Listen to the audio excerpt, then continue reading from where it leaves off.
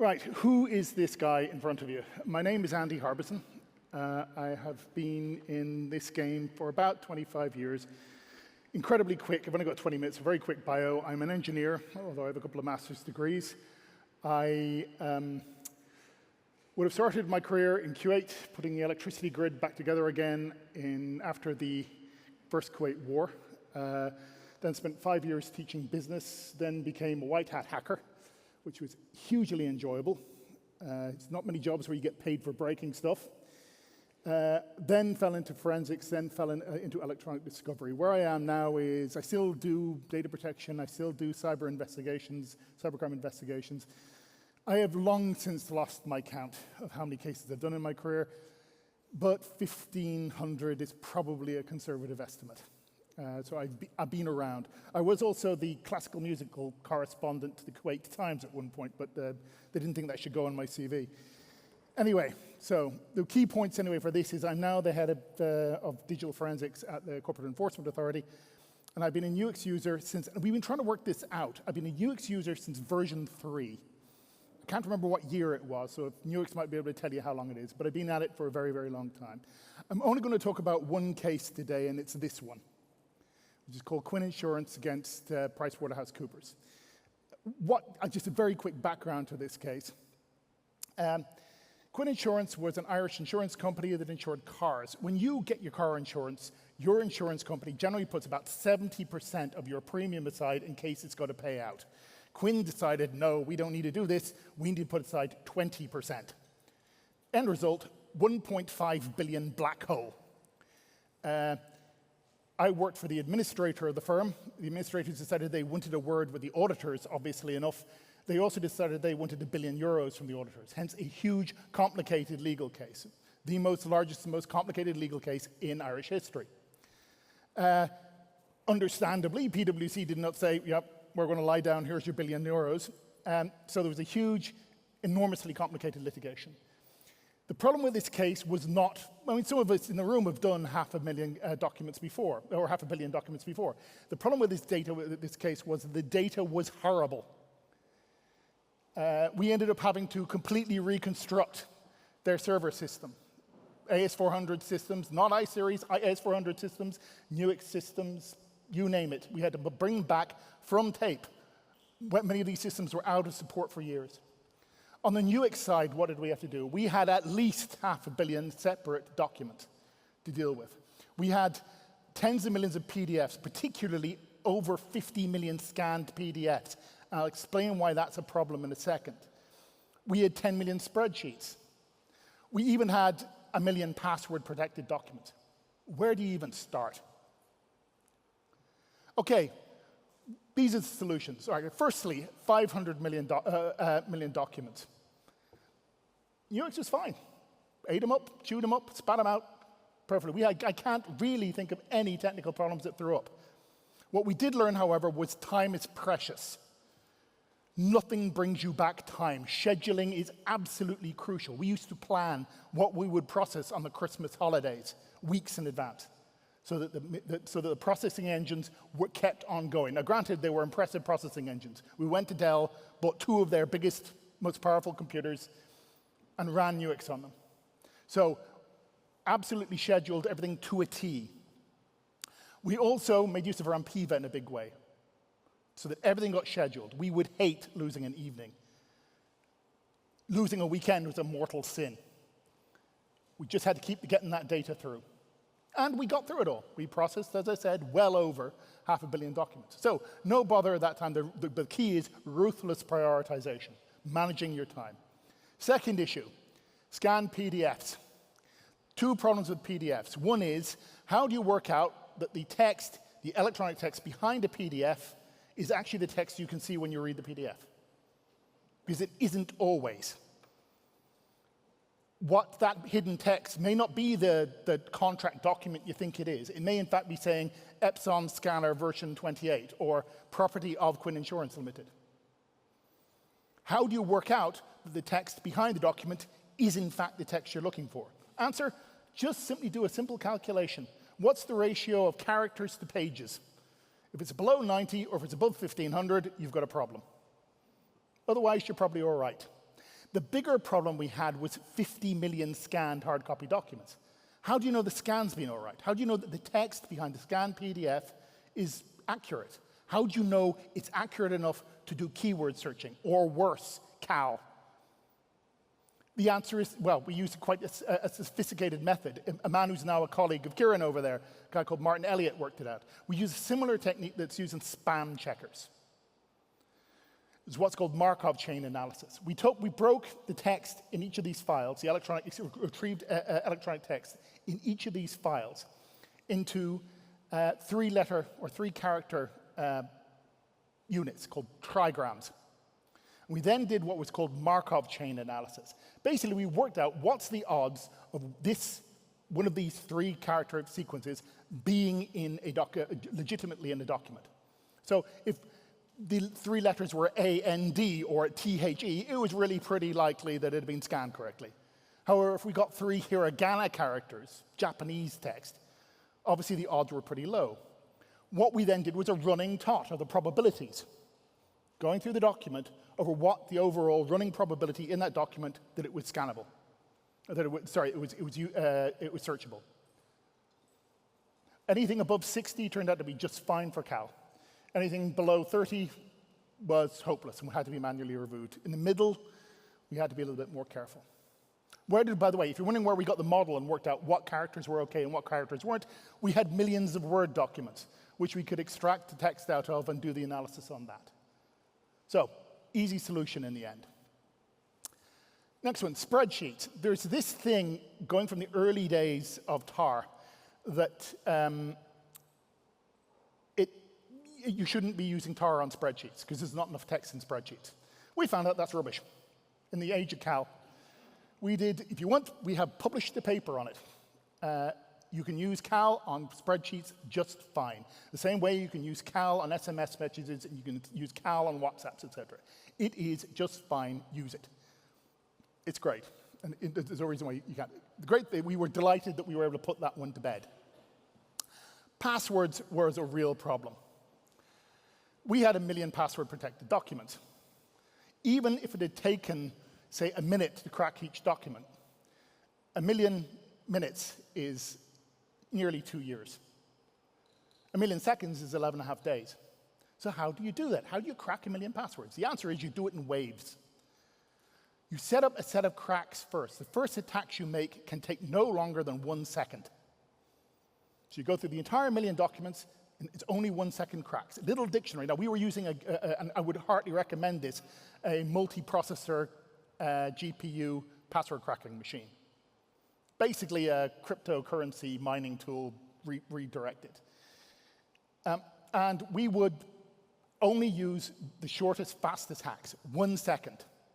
And this would find a certain proportion of the cracked tools. And then we would use ones that would take 5 seconds, then 20 seconds, then a minute. And each time we were shaving away documents we didn't need to crack.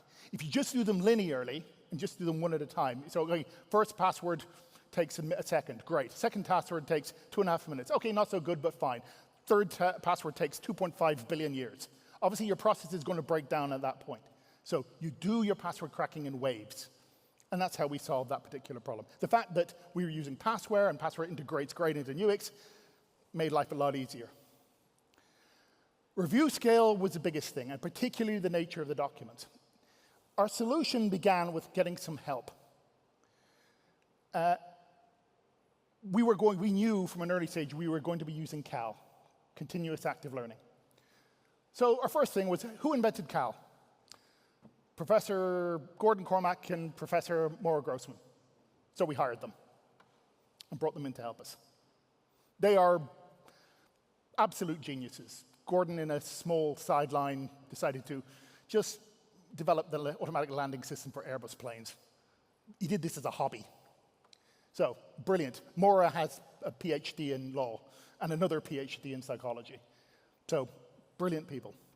The problem with the review was we were going to be using pretty, at that stage, innovative review tech. And we need to be able to prove to the court that it worked. We also wanted to understand, how do human beings actually review documents? So this is what we found out. Number one, and I'm sure anyone who's worked in this game for very long has worked this out, human beings are just terrible at reviewing documents. They're awful.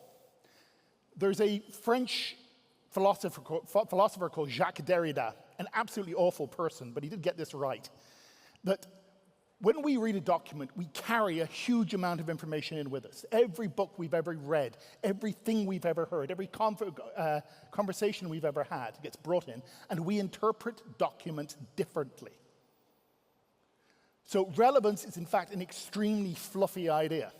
What's relevant for one may not be relevant for someone else. As one little experiment we did, we had the reviewers review a significant chunk of documents, but instead of reviewing them relevant, non-relevant, we had them review them relevant, probably relevant, possibly relevant, not relevant. 5%, you would expect, when people disagree about the relevance of a document, we assume that it's a little narrow thing, that it's possibly versus probably, or it's probably versus not. 13% were absolutely relevant and absolutely not relevant. They fundamentally disagreed what these documents were. There's also another problem with human beings, and the fact our brains change. Our brains crave complexity. This is why there's a Sudoku in the newspaper this morning. This is why we play Wordle. This is why we play chess. This is why there's a crossword in the newspaper. We love, and the smarter people are, the more complexity they look for. The problem is that they start looking for complexity in documents. They start looking for patterns. They just aren't there. If you're using Cal or AI, they start trying to outthink the system. Well, what is the system going to think? And let me see if I can think past it. This has been going on. There's been studies done right up from the Second World War, which says there is such a thing as somebody who's too smart to do a particular job. And you have to consider in legal review whether your reviewers may be too smart to do it. Where in fact, they will not be able to maintain focus. They will look for things that aren't there. We had cases, for example, where and this is a useful hint for you, we didn't run reviewers alone. We ran reviewers in pairs, and we crossed over 10% of their documents. This is a great way of finding out if one of your reviewers is going wrong. If you're doing AI training, or you're doing Cal, or setting up a Cal model, I heartily recommend it. And the reason why you do it is because it works out if one of those two reviewers is going off track really, really quickly. And in the early stages of a Cal review, in the early stages of an AI training, that's crucial because it can mess the entire thing up. But we would find reviewers suddenly losing complete track of what relevant was. We would have two reviewers reviewing the same data sets, and one would keep on marking relevant, and the other one would stop. These guys were not just anybody. Each and every one of our reviewers was a qualified, experienced barrister, paid commercial rates. So this wasn't just a bunch of students. These were people who you would have assumed were superb reviewers. And it's no blame to them. It's just the bit of computer hardware between our ears just isn't very good at it. Another thing we have to do in Ireland, which you don't have to do in other countries, is we have to categorize. So there are categories of discovery. And you have to categorize which one of the categories of discovery, or to say which one of the categories of discovery the document responds to. So you have to put categories on the left. We had 74 categories. This was crazy. Anyone ever heard of Miller's Law? Miller's Law simply says the only thing you can keep you can only keep 7 things in your head at the same time, plus or minus 2. Some people can do 5, some people can do 9, most people can do 7. If you got more than 7 categories, your reviewers simply aren't going to be able to cope. And how are they going to cope? They're going to reduce in their mind the number of categories they're working to 7 and shoehorn stuff into those categories. What's the most likely, thing about a list of categories makes it most likely to be selected to be associated with a document? What do you think? It's a location in the list. Categories at number 1 are far more likely to be picked than any other category, regardless of whether they're relevant or not or fit a criterion. There's a reason in Ireland, when we do elections, we have lists of candidates. Candidates will fight tooth and nail to get to the top of the list because people will just select the first category. So That's just it. You name it, it's quite tricky. Fewer reviewers is better. Here's some very old numbers. This is from research done 20 years ago. If I give anyone in this room a list of documents and ask you to review them, and then review the same list of documents and ask you to review them 2 months later, you will agree with yourself no more than 90% of the time, probably less. The average you normally quoted is 85. Reviewers agree with one another, different reviewers, much more rarely. The numbers say it's about 75% of the time, maybe even lower. So, and I need to watch my time here, 70% or even lower. Here's the thing, you get your 2 best reviewers. You get them to train a CAL system and cut off after a certain point. After a certain point, each additional document you add to a CAL training or to an AI training is less important than the previous one. And at a certain point of training that system, you're more likely to damage the model by committing errors than you are by adding additional documents. Why don't you just stop the review then and let the CAL finish the review? Because I will tell you, it will be closer to the decisions made by its training reviewers than it will to be any other reviewers. Instead of adding extra reviewers to review, just let the CAL system finish it. It will be, generally speaking, about 80% accurate. It will agree with the reviewers who trained it 80% of the time, but that's only because the reviewers will be wrong 10% of the time as well. So, technology's a thing. What else can we do? A useful thing we were able to do in the tool was real-time ingestion. What it meant was we could remember I said, time is precious. So we let data in early. Just because we are training a model didn't mean we couldn't add more data. Hugely important. And then AI enrichment. I can bore for Ireland on AI, and have in the past, but let's simply say AI is superb for transforming information. That's what the T in GPT means, generative pre-trained transforming. AI is great at transforming data. So what that means is summarization, brilliant, go for it. Voice to text, brilliant. Speech recognition, as it's called. Translation, we made a huge amount of use of translation using AI. Brilliant. So that's the future. Okay, so what did we do?